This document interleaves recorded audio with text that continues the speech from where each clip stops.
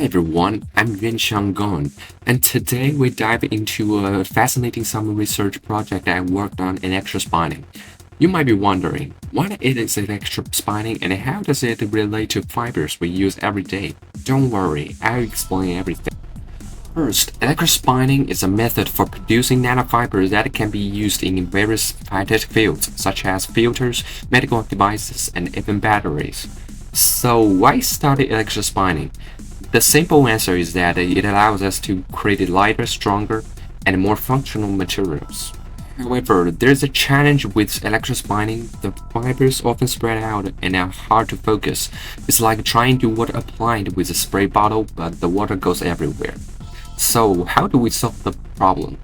Our summer research focused on making these fibers more focused by adjusting the electric field. During our research, we adjust the strength of the electric field and observe the changes in the fibers. In simple terms, we were using an auxiliary ring electrode to control movement of these fibers. Through a series of experiments, we found that the fibers were more focused when the electric field was more concentrated. Our study found further focusing on fibers by designing an auxiliary ring electrode and combining it with the point electrode focusing on both cases. The designed system of auxiliary and point electrodes effectively and stably focus the electrospun fibers to spot about 1 centimeter. So, what are the practical applications of this research?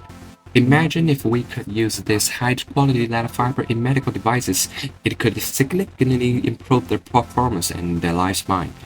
Additionally, in the energy sector, such as in battery manufacturing, these fibers could play a crucial role.